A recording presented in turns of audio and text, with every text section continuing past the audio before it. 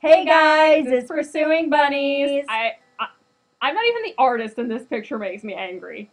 Yeah, let's talk about why this picture is bad. I mean, it looks like he's punching her through the neck. Like, right through. There is, like, no 3D-ness to her at all. Yeah. Not to mention, like, her head looks oddly shaped, and And he's oddly shaped. His arm looks really long. Okay, I'm gonna let you get into it now, because it's making me angry just looking at it. Yeah, the face, that's oddly shaped. Like, her by herself would be okay-ish. The hair is a bit off. Look at her arms. Like, look at how they did the wrinkles on her clothes. Yeah, that's bad.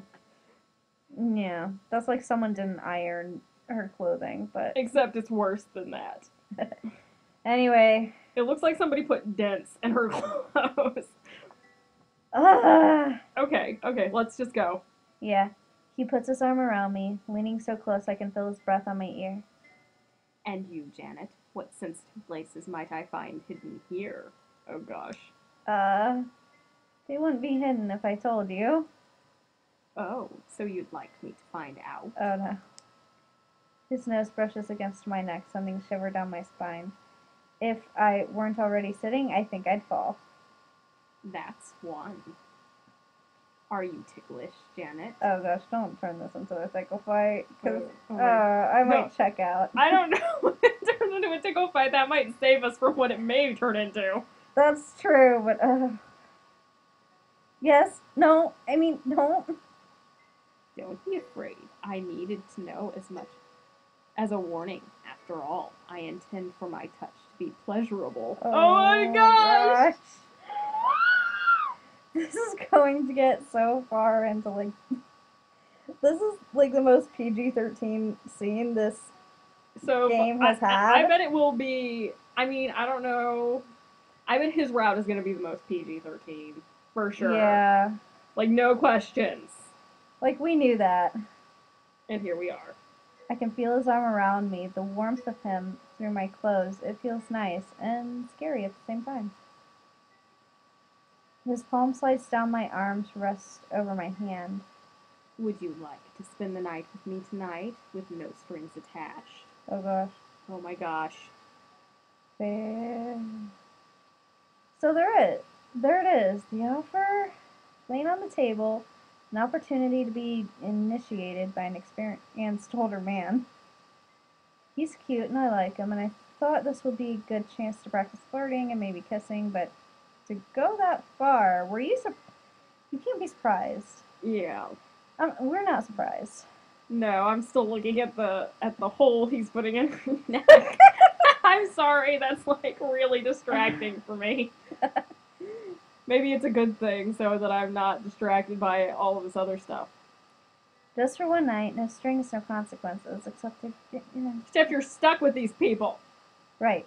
Not to mention it's just a bad idea. Is that really what I want? Oh, they're gonna make us choose! I honestly think that probably, to get his good route, probably no is the answer.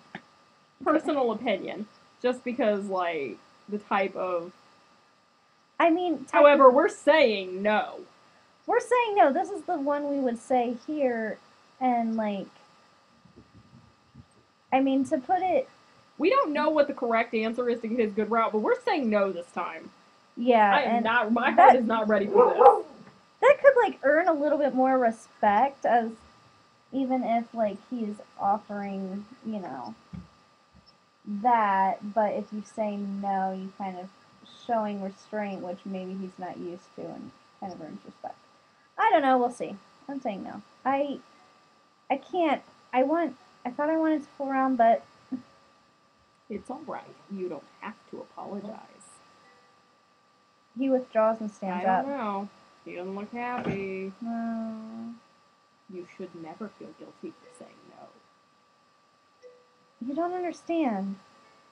I was flirting with you. I came up here thinking about that.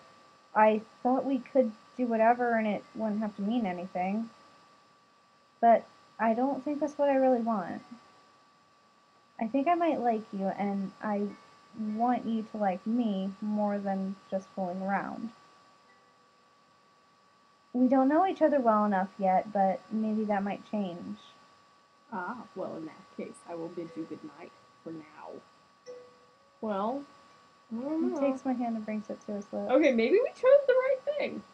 Like, maybe, because see, there's a lot of times in these games, there's a thing where the guy fools around, but he only does it because he's, like, for some reason afraid of getting close to an actual girl, to someone. But we don't know why. Yeah, so I won't make any promises, but perhaps we can talk further on this subject another day.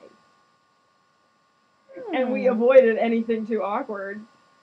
We're gonna have to do the other choice. That Skip! may not be true. We may not have to, but we probably will anyway. Alright. If it gets too uncomfortable, though, we are ditching. Alright, so the noise, and we're running to Linds' room. I run down the hall to Linds's room and rap on the door.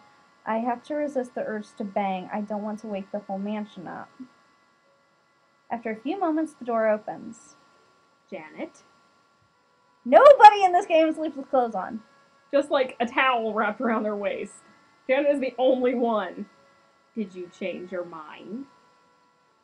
No, but the sight of him wearing nothing more than a loosely tied bedsheet is rather distracting. I heard a noise, like a muffled explosion, somewhere in the house, possibly down in your lab. I think something's wrong.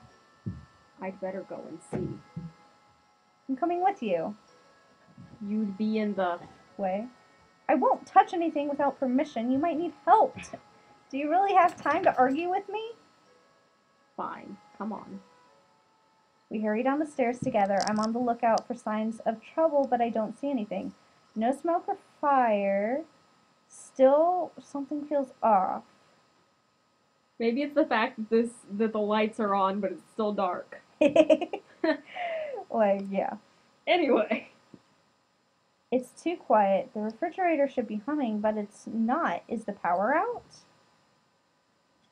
If the power overloaded ahead of schedule, then the force field should already be down. But what is Linds up to in the basement? It's a medical laboratory? There are computers and equipment, some that I recognize, some that I don't. And clearly the lights are on in here. Yeah. And one patient surrounded by tubes and wires, unmoving. Linds hurries over to one of the computers and begins inputting commands. I stand back out of the way, staring. That woman on the table looks vaguely familiar, but I'm not sure what she reminds me of. She must have been down here all this time. Which reminds me of Elvin, because she looks like that. Yeah.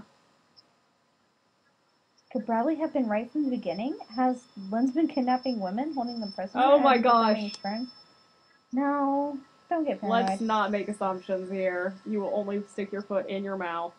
No, that's silly. If that were the case, Linds would never have brought me down here. Unless he was planning to chloroform me. I take a step backwards towards the exit, and he doesn't even seem to notice. It was only paranoia. Nothing to worry about. Too much load upstairs. I just need to disconnect a few things and reset the breakers. Wait a minute. If the power's off upstairs, shouldn't that mean the force field is down and we could get back in touch with the outside world? Not necessarily. What do you mean? I'm still seeing abnormalities in the overall power structure. The backup generators never went offline. If his intent was to overload the mansion's entire power system in order to shut it down and destroy the force fields, it shouldn't be possible for only part of the system to burn out. Most likely, he never intended to overload the power down here, which I suppose makes sense considering she's your experiment, isn't she? If that woman is on some kind of life support, it would be crucial that her power supply not be interrupted. Who is she, and what are you doing here? Attempting to restore her to life. Eh? Her name is Bianca Dean. She is Albin's sister and Nathaniel's fiancée.